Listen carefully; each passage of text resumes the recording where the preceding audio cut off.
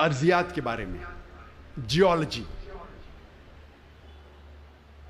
آج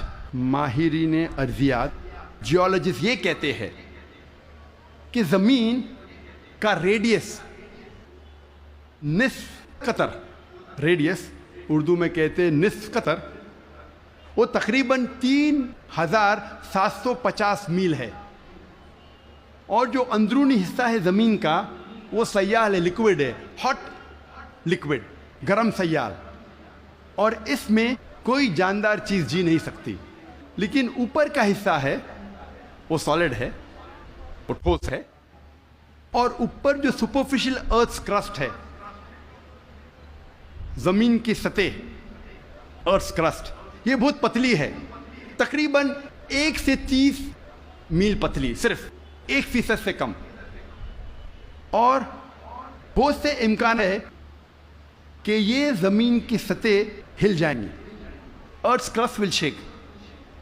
آج سائنسداں یہ کہتے ہیں due to the folding phenomena it gives rise to mountain ranges, ایک فولڈنگ فینومینا ہے جس سے پہاڑ پیدا ہوتے ہیں، اور اس پہاڑ کی وجہ سے زمین کی سطح کو استحکام ملتا ہے، اسٹیبلٹی ملتی ہے۔ قرآن مجید میں اللہ تعالیٰ فرماتے ہیں سورہ نبا میں، سورہ نمبر 78 آیت نمبر 6 اور 7 میں،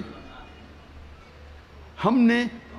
زمین بچھائی ہے، والجبال اوتادا، اور پہاڑ کو اوتاد جیسا بنایا ہے۔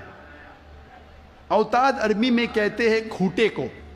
ٹینٹ پیگز، سٹیکس، میخو، اور ہم جانتے ہیں جب ٹینٹ پیگ کو زمین میں ہم ڈالتے ہیں، جب کھوٹے کو زمین میں ڈالتے ہیں تو اکثر حصہ زمین کے نیچے گڑ جاتا ہے، اوپری حصہ بہت کم رہتا ہے، 10% سے کم۔ جس طریقے سے آئس برگ پانی میں، برف کا گولا آئس برگ جب پانی میں دیکھتے ہیں صرف 10% پانی کے اوپر ہے، 90% سے زیادہ پانی کے نیچے، اسی طریقے سے پہاڑ، جو اوپری حصہ ہم پہاڑ کا دیکھتے ہیں وہ کھوٹے جیسا ہے، میخو جیسا ہے، ٹینٹ پیگ جیسا ہے، اوپر کا حصہ بہت چھوٹا ہے، اکثر تقریباً 90% زمین کے نیچے ہے، اور اس کی وجہ ہے کہ زمین کو استحکام، اسٹیبلٹی دیتا ہے۔ قرآن مجید میں اللہ تعالیٰ فرماتے ہیں سورہ نازعات میں، سورہ 79 آیت نمبر 32 میں، اور سورہ غاشیہ سورہ نمبر 88 آیت نمبر 19 میں، ہم نے پہاڑ کو زمین سے مضبوطی سے بنایا ہے۔ We have placed on the earth mountain standing firm، زمین پہ ہم نے پہاڑ مضبوطی سے بنایا ہے۔ ارضیات میں، جیولوجی کے میدان میں ایک بہت اہم کتاب ہے جو اکثر دنیا بھر جب جیولوجی کے سبجیکٹ میں اسے گائیڈ مانا جاتا ہے، اس کتاب کا نام ہے ارتھ،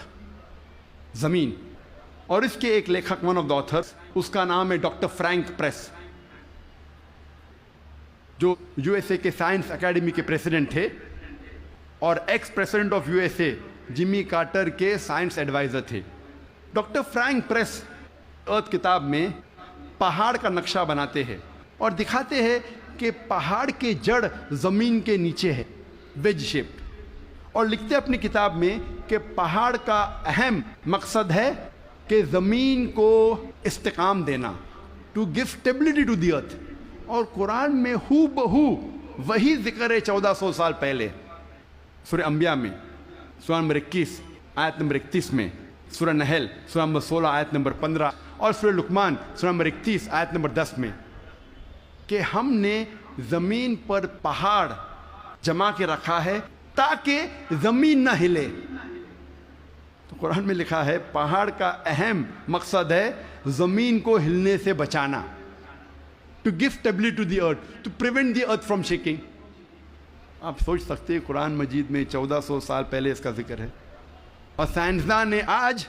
کل حال ہی میں 50 سال پہلے، 100 سال پہلے، 200 سال پہلے اسے تسلیم کیا، اور قرآن میں اس کا ذکر 1400 سال پہلے ہے۔